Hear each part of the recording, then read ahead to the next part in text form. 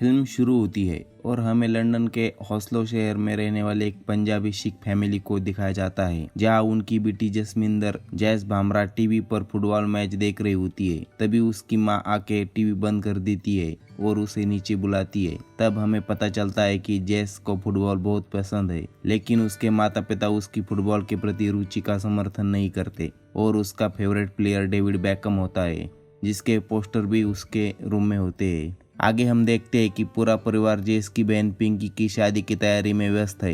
पिंकी दूसरी लड़कियों की तरह होती है, जिसे सजने संवरने का शौक होता है। उसकी कुछ फ्रेंड्स भी होते हैं, पर जेस बिल्कुल उससे अलग होती है, जो हमेशा लड़कों की तरह कपड़े पहनती है और उसे इन चीज़ों में बिल्कुल रुचि नहीं होती। दूसरी तरफ हमें जूलियट को दिखाया जाता है, जो एक फुटबॉल प्लेयर होती है। उसे उसकी माँ अन्य लड़कियों की तरह रहने के लिए कहती है। मतलब जेस और जूलियट दोनों का इंटरेस्ट सेम होता है, दोनों को फुटबॉल पसंद होता है। आगे एक पार्क में जूलियट जेस को लड़कों के साथ फुटबॉल खेलते हुए देखती है। जेस हमेशा डेविड बेकहम के फोटो के साथ बातें करती है और उसे अपने फ्यूचर और ड्रीम शेयर करती है। तभी उसके रूम में उसके पिता मोहन सिंह भामरा आते हैं और उसे पूछते हैं कि अभी तुम किसके साथ बातें कर रही थी। तब वो किसी से नहीं यह कहती है। फिर उसके पिता उसे कहते हैं कि क्यों ना तुम इस टकले आदमी की जगह अपने रूम में कुछ अच्छी तस्वीरें लगा दो। इस पर जैस उन्हें ना कहती है और उनके पिताजी उसे नीचे आकर पिंकी के शादी के काम में हेल्प करने के लिए कहते हैं। एंगेजमेंट के दिन जेसी पंजाबी कपड़ों में दिखाई देती है और सभी मेहमानों को मिठाई सर्व करती है। तभी उसे एक औरत कहती है कि अब पिंकी के बाद तुम्हारा नंबर शादी के लिए है और तुम्हें कैसा पति चाहिए अभी बताओ। तुम्हें क्लीन शेव करने वाला लड़का चाहिए या फिर दाढ़ी और पगड़ी रखने वाला चाहिए। इस पर जेस ज्यादा खुश नहीं होती। अगले दिन जेस फिर से उन्हीं लड़कों के साथ खेल रही होती है और जूलियट फिर एक बार उसे खेलते हुए देखने वहां आई होती है। खेल खत्म होने के बाद जूलियट जेस से मिलती है और उसके खेल की प्रशंसा करती है और फिर से जूलियट जेस को उसके साथ एक ट्रायल मैच खेलने के लिए इनवाइट करती है।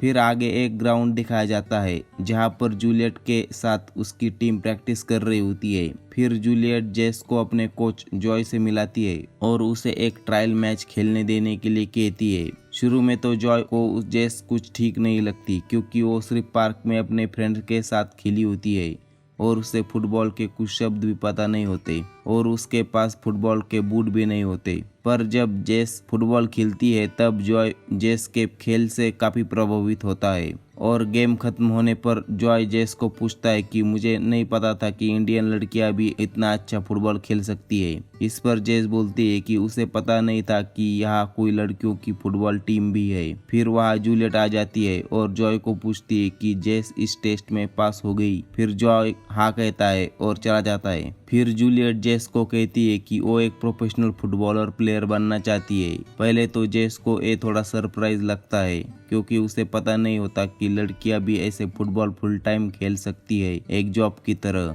फिर जूलियट उसे हाँ कहती है, पर यह सिर्फ अमेरिका में हो सकता है, यहाँ पर नहीं, क्योंकि वहाँ पर प्रो लीग होता है।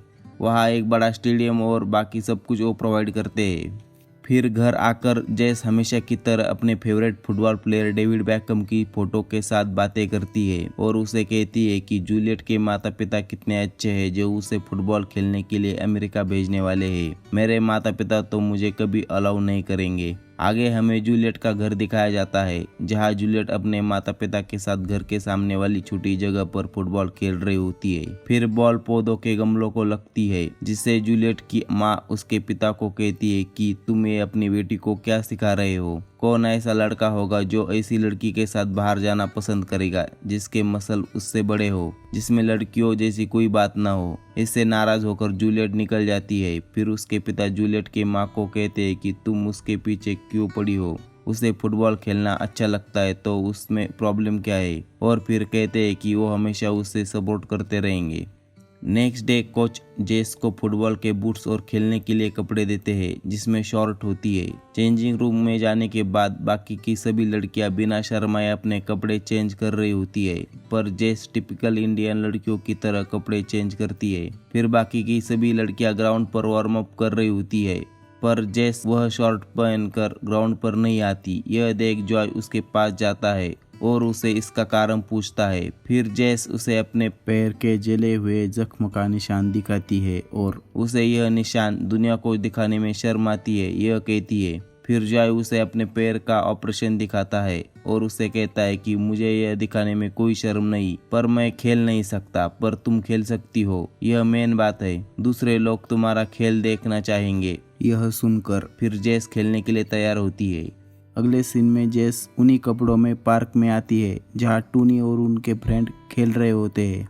तब जेस टोनी को अपनी प्रैक्टिस और टीम के बारे में सब कुछ बताती है। फिर वो लड़के जेस के जले हुए पैर के निशान को देखकर उसे चिढ़ाते हैं, पर इस बार जेस बिल्कुल गुस्सा नहीं होती या नाराज नहीं होती और उन्हें कहती है कि पहले तुम लोग मुझसे यह फुटबॉल लेकर दिखाओ। और फिर सब खेल रहे होते हैं। तभी जेस की माँ उसे खेलते हुए देखती है। फिर घर आने पर जेस के माता पिता उसे कहते हैं कि तुम अब छोटी बच्ची नहीं रही हो, अब तुम्हारे बहन की शादी हो रही है, कल तुम्हारी भी शादी होगी। तुम्हें उन लड़कों के साथ छोटे कपड़े पहनकर खेलना और अपना जला हुआ निशान नहीं दिखाना चाहिए। फिर जैस उन्हें कहती है कि वो अब लड़कों के साथ नहीं बल्कि लड़कियों के साथ खेलेगी। फिर उसकी माँ उसे कहती है कि वह तुम्हें छोटे कपड़े पहनकर खेलने नहीं देंगे। देखो धूप में खेलने से तुम कितनी काली हो गई हो। उसके बाद उसके पापा भी उसे कहते हैं कि तुम्हारी माँ सही कह रही है। फिर जैस जूलियट से कहती है कि उसकी माँ ने उसे फुटबॉल खेलने से मना किया है और इसकी वजह से वो प्रैक्टिस करने नहीं आएगी। फिर जूलियट उसे समर जॉब का बहाना बनाने के लिए कहती है और फिर इस आइडिया पर जैस भी मान जाती है। अगले दिन जैस जॉब के लिए जाने के बहाने घर से निकलती है और घर के बाहर से अपने स्पोर्ट के कपड़े और बूट लेती है और फुटबॉल प्रैक्टिस करने जाती है। एक दिन घर आने के बाद जेस की माँ उसे कहती है कि क्या हुआ, तुम्हारी बहन पिंकी ने तुम्हें जॉब से पिकअप नहीं किया क्या? फिर माँ जाने के बाद पिंकी उसे पूछती है कि तुम जॉब का बहाना बनाकर किसके साथ घूम रही हो? फिर जेस उसे फुटबॉल के बारे में बताती है। फिर शादी के लिए जेस अपनी माँ को 2 जूते खरीदना चाहती है, यह बताती है। फिर जूलियट और जेस जूते खरीदने जाते हैं। फिर जेस एक फुटबॉल खेलने के लिए बूट खरीदती है। घर आने पर जब पिंकी उसे जूते दिखाओ ऐसा बोलती है, तब फिर जेस उसे दिखाने के लिए मना कर देती है। फिर पिंकी जबरदस्ती जेस से वो शॉपिंग बैग लेती है और उसमें से जूते बाहर निकालती है। तब सबको पता चलता है कि जेस ने एक पेयर फुटबॉल के शूज खरीदे होते हैं। फिर सब नाराज होते हैं। दूसरे दिन जब यह बात जेस जूलियट से कहती है, तब जूलियट उसे बताती है कि वे शूज अब वापस नहीं होंगे, मेरे पास कुछ जूते हैं, तुम उसे पिंकी की शादी में पहनो। फिर प्रैक्टिस के वक्त जेस हमें जॉय के तरफ धीरे धीरे अट्रैक्ट होती दिखाई देती है और जब जेस जूलियट के पास पिंकी के शादी के दिन पहनने के लिए जूते लेने जाती है, तब हमें पता चलता है कि जूलियट भी अपने कोच यानी जॉय को चाहती है। फिर जूलियट उसे बताती है कि शादी के बाद तुम उन जूतों को वापस कर देना क्योंकि वे जूते उसकी माँ के फेवरेट होते हैं। फिर जब जूलियट की माँ वहाँ आती है, तब वो जूलियट की कोई इंडियन फ्रेंड है यह देखकर वो खुश होती है और फिर वो जेस से जूलियट को कुछ सिखाने के लिए कहती है ताकि वो फुटबॉल न खेले। इस पर जब जूलियट उसकी माँ को बताती है कि जेस भी उसके साथ फुटबॉल टीम में खेलती है, तब उसकी माँ शॉक हो जाती है और फिर दोनों घर के बाहर आकर खूब हंसते हैं। तभी जेस के रिलेटिव, वही जो पिंकी के सास और ससुर होने वाले होते हैं, वे जेस को देखते हैं, पर उन्हें जूलियट के लेदर जैकेट से यह लगता है कि जेस किसी लड़के के साथ थी और वे रास्ते पर किस कर रहे थे। घर आने पर उसकी बहन रो रही होती है क्योंकि अब पिंकी के होने वाले सास ससुर को लगता है कि क्या पता पिंकी भी ऐसा करती हो। फिर पिंकी की शादी प्रॉब्लम में आ जाती है और वे शादी से मना कर देते हैं। फिर सब जेस को सुनाने लगते हैं। तब जेस उन्हें बताती है कि उस बस स्टॉप पर मैं थी, पर मेरे फ्रेंड जूलियट के साथ थी, ना कि किसी लड़के के साथ किस कर रही थी।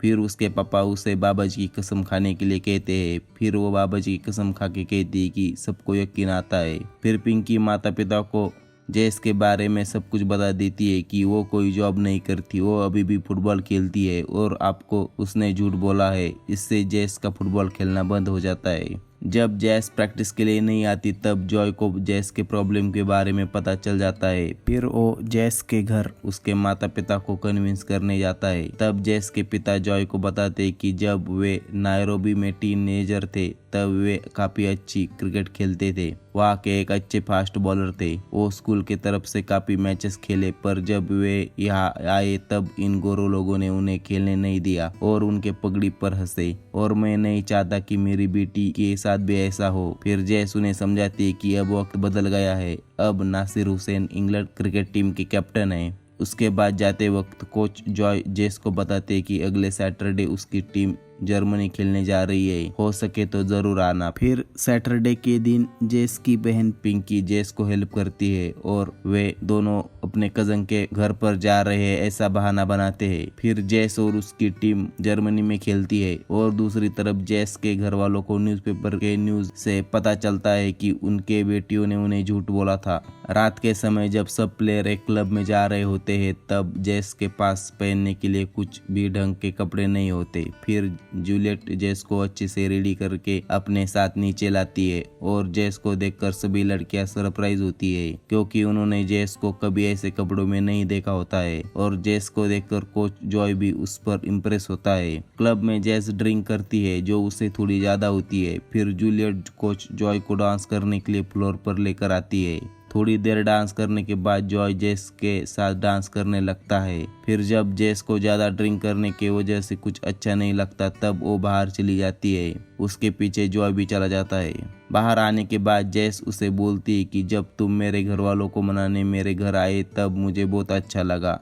और फिर जेस जॉय को किस करने वाली होती है तभी वहाँ जूलियट आ जाती है। फिर वो जेस पर गुस्सा होकर उसे बीच कर चली जाती है। वापिस आने के बाद जेस के पिता उसे लेने के लिए आए होते हैं। कुछ दिनों के बाद जेस जूलियट के घर उसे मनाने जाती है और फिर दोनों में झगड़ा होता है। जेस जूलियट से कहती है कि आई एम सॉरी, मुझे पता नहीं था कि तुम जॉय को चाहती हो, और जब मैंने तुम्हें पूछा था तब तुमने नहीं कहा था। फिर जूलियट उसे कहती है कि तुम्हें प्यार के बारे में कुछ भी पता नहीं, तुमने मुझे धोखा दिया है और मैं तुम्हें कभी माफ नहीं करूंगी। फिर जेस भी वहाँ से गुस्से से निकल जाती है, पर यह डिस्कशन जूलियट की माँ सुनती है, पर वो आधा ही सुनती है। फिर उसे लगता है कि उसकी बेटी लेस्बियन है और जेस उसकी गर्लफ्रेंड है। अब जेस को फुटबॉल खेलना होता है। फिर उसकी बहन पिंकी उसे एक सलाह देती है कि तुम एक ऐसे आदमी से शादी करो जो तुम्हें फुटबॉल खेलने के लिए अलाउ करे। थोड़ा सोचकर पिंकी जेस को कहती है कि तुम टोनी से शादी कर लो, तुम दोनों हमेशा साथ रहते हो। फिर जेस को भी ऐसा लगता है क्योंकि टोनी जेस के लिए बहुत सपोर्टिव होता है।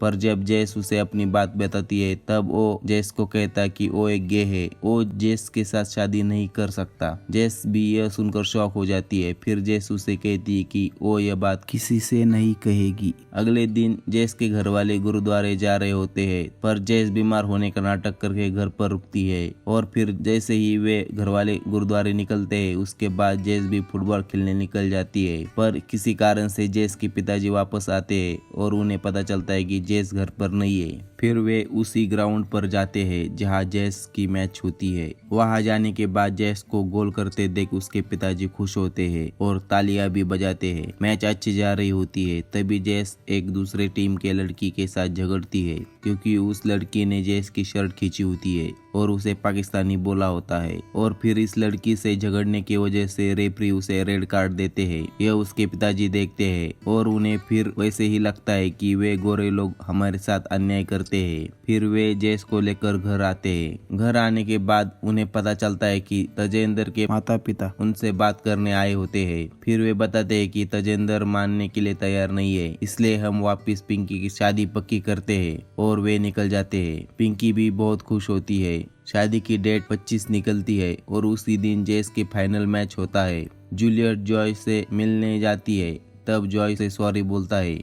फिर जूलियट उसे बहुत कुछ भला बुरा कहती है और वो कहती है कि उसने हमेशा उन्हें झूठ कहा था, कोई अमेरिकन स्काउट उनकी मैच देखने नहीं आने वाले। इस पर जॉय जूलियट को बताता है कि ऐसा नहीं है, अमेरिकन स्काउट ने जर्मनी वाली मैच देखी होती है और वे फाइनल देखने आने वाले हैं। फिर जूलियट को एहसास होता है कि वो जॉय के बारे में कितना गलत सोचती है। इसके बाद वे जेस से मिलने और उसे सॉरी कहने उसके घर चली जाती है और उसे बताती है कि तुम फाइनल मैच मिस नहीं कर सकती क्योंकि वह सिलेक्शन के लिए अमेरिकन स्काउट आने वाले होते हैं और फिर वहां से चली जाती है। फिर एक तरफ फाइनल मैच की प्रैक्टिस चालू होती है और दूसरी तरफ पिंकी की शादी की तैयारी होती है। जब जॉय को जेस के बहन की शादी ठीक फाइनल मैच के दिन है यह पता चलता है, तब वो एक लास्ट बार जेस के पिता से मिलते हैं और उन्हें अमेरिकन स्काउट के बारे में बताते हैं। यह एक लाइफ टाइम अपॉर्चुनिटी है ऐसा बताते हैं। उसके बाद वो जेस को बताता है कि वो उसे इंग्लैंड के लिए खेलता हुआ देखना चाहता है और अमेरिकन स्काउट जूलियट और जेस दोनों में इंटरेस्टेड होते हैं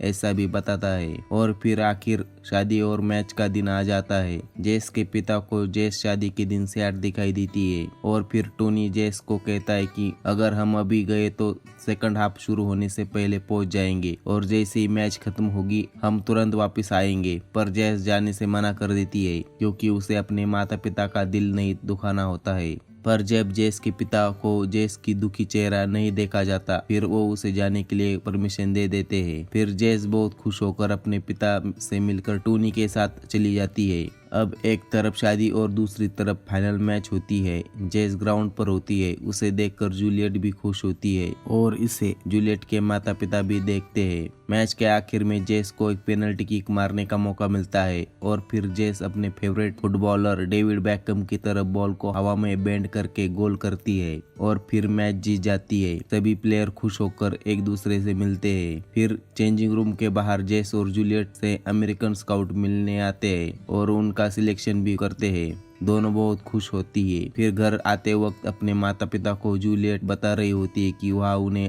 स्कॉलरशिप भी मिलेगी जिसकी वजह से आपको कोई पैसे नहीं देने पड़ेंगे। पर उनका दुख अलग ही होता है। उन्हें अब यकीन हुआ होता है कि उनकी बेटी और जेस दोनों कपल है।